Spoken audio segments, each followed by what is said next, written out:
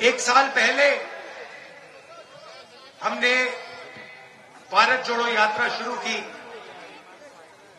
कन्याकुमारी से लेकर कश्मीर चले, समुद्र से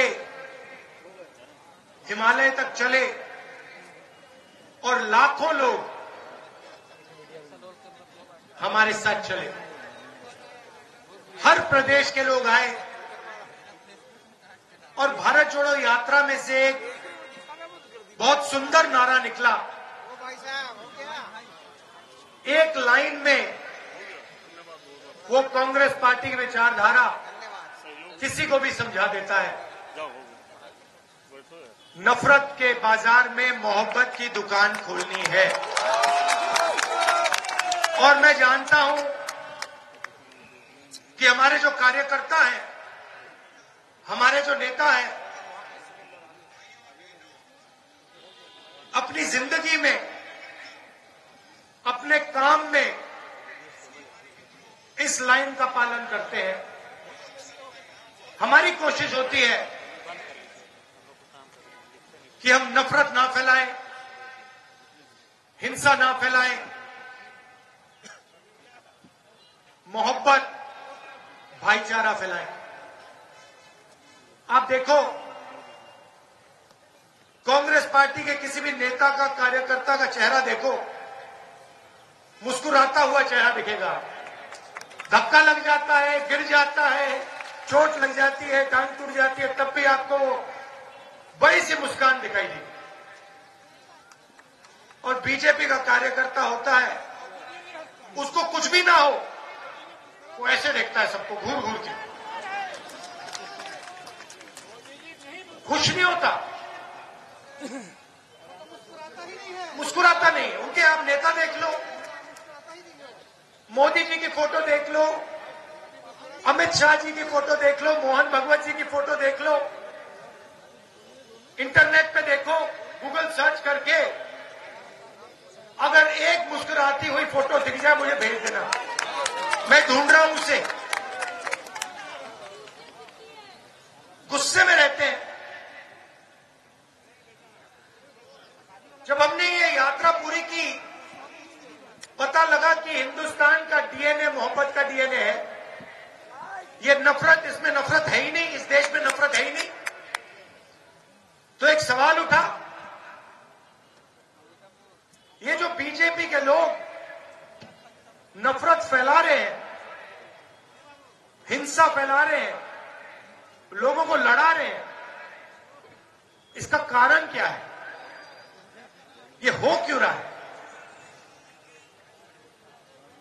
और लाखों लोगों से मैंने सवाल पूछा, किसानों से, मजदूरों से, युवाओं से, और यात्रा में बात समझ आई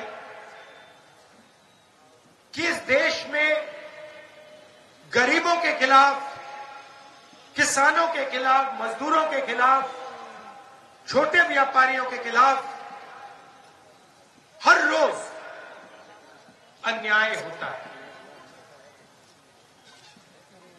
और जिस समाज में अन्याय होता है, उस समाज में नफरत होगी, हिंसा होगी। बहुत सारे लोगों ने हमें कहा कि देखिए, साउथ से नॉर्थ आप चले, मगर बहुत सारे ऐसे प्रदेश हैं जहां आप गए नहीं। आप छत्तीसगढ़ नहीं आए, बंगाल नहीं गए, मणिपुर नहीं गए, वहां पे हिंसा हो रही है। बीजेपी ने प्रदेश को बांट दिया है, जला दिया, आप वहां तो आए नहीं। तो आपने कन्याकुमारी से कश्मीर मोहब्बत की दुकानें खोली, मगर मणिपुर से महाराष्ट्र अभी बचा हुआ है। छत्तीसगढ़ के लोग आए, पिछली यात्रा में आपने कहा मुझे कि भैया छत्तीसगढ़ में भी यात्रा कीजिए, तो हमने दूसरी भारत जोड़ो यात्रा शुरू की। मणिपुर से शुरू की, क्योंकि मणिपुर को बीजेपी ने जला दिया, सिविल वॉर चल रही है वहां पर। आप में से कोई चाहे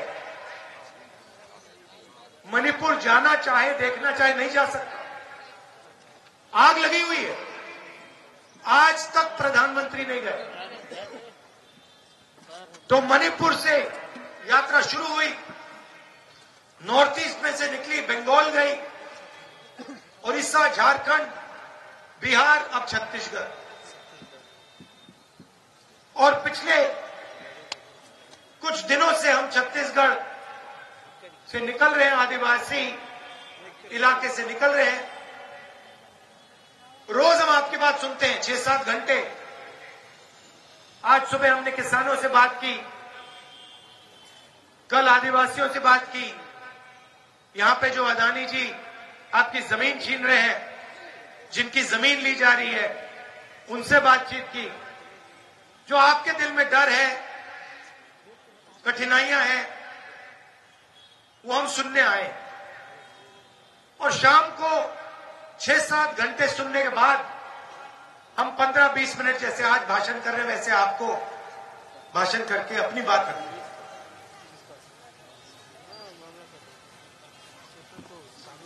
तो 2 तरीके के अन्याय हो रहे हैं, 5 अन्याय है, मगर 2 सबसे बड़े अन्याय है। एक है आर्थिक अन्याय और दूसरा है सामाजिक अन्याय। आर्थिक अन्याय में बेरोजगारी फैल रही है। 40 साल से सबसे ज्यादा बेरोजगारी आज है हिंदुस्तान में। हो क्या रहा है कि बड़े अरबपति चाइना का माल हिंदुस्तान में बेच रहे हैं। आप देखिए, शर्ट के पीछे देखिए, पैंट के नीचे देखिए, मोबाइल फोन के पीछे देखिए, मेड इन चाइना आपको दिखेगा। मेड इन चाइना जब फोन बनता है,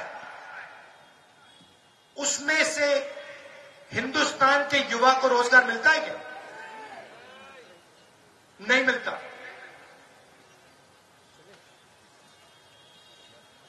छोटे व्यापारियों को नरेंद्र मोदी जी ने नोटबंदी और जीएसटी से खत्म कर दिया।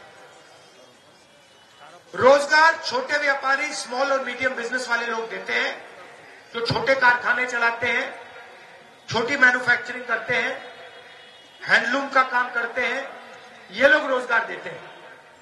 इन सबको नरेंद्र मोदी जी ने साफ कर दिया।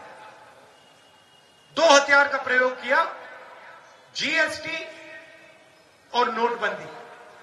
और आप किसी से पूछ लीजिए, अंबानी अडानी को छोड़िए और किसी से पूछिए, आपको बताएंगे कि भैया नोटबंदी ने, जीएसटी ने हमें बर्बाद कर दिया।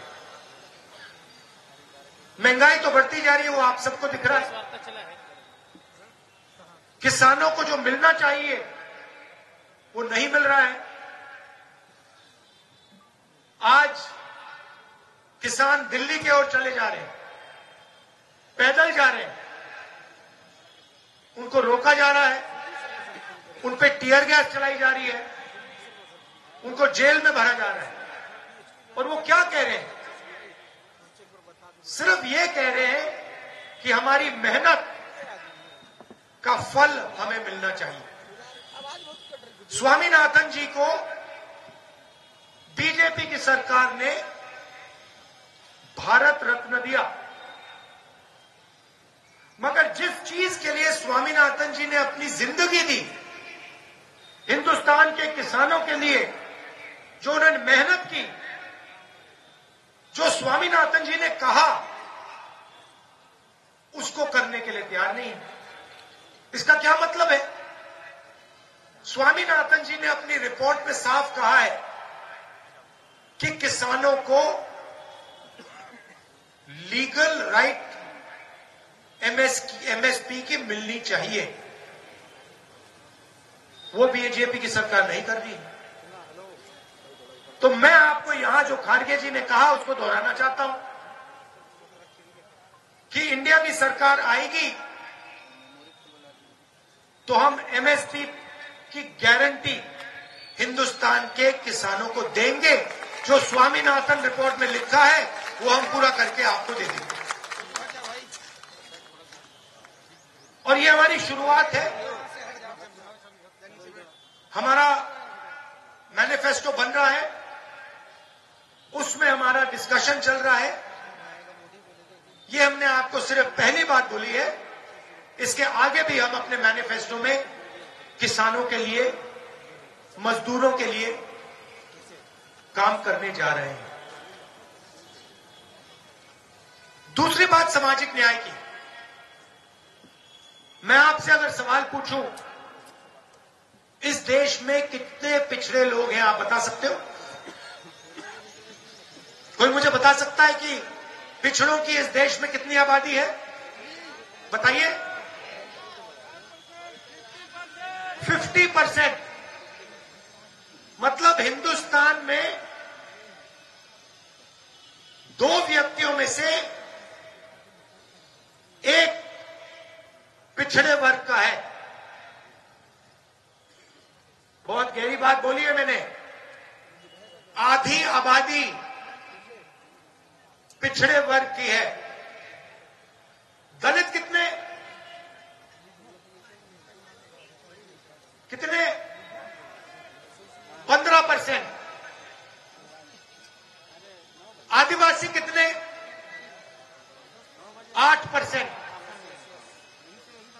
50 में 15 कितना? 65। उसमें 8 जोड़ो तो कितना? 73। 73% दलित, आदिवासी और पिछड़े वर्ग के लोग हैं। मतलब तकरीबन अगर आपने 4 लोगों को खड़ा किया, उसमें से 3 लोग दलित, आदिवासी या पिछड़े वर्ग के लोग हैं। अब मैं आपसे पूछना चाहता हूं, हिंदुस्तान की सबसे बड़ी 200 कंपनियों के मालिक में से दलित, आदिवासी, पिछड़े लोग के कितने? कितने? मतलब 73% की आबादी में से हिंदुस्तान की सबसे 200 बड़ी कंपनियों में कितने मालिक? 0। चलो छोड़ो, मालिक नहीं बनना चाहते तो कहो सीनियर मैनेजमेंट में दलित, आदिवासी, पिछड़े लोग कितने? 0। मतलब कॉर्पोरेट इंडिया सबसे बड़ी कंपनियों में ना दलितों की, ना आदिवासियों की, ना पिछड़ों की भागीदारी। बात समझ आई? आपका कोई है ही नहीं उसमें। एक आदमी नहीं आपका। चलिए छोड़िए, मुझे बताइए मीडिया में कितने लोग हैं? सबसे बड़ी 50 मीडिया की कंपनी लीजिए, उनके मालिक की लिस्ट निकालिए और मुझे बताइए आदिवासी कितने, दलित कितने, पिछड़े कितने? बताओ।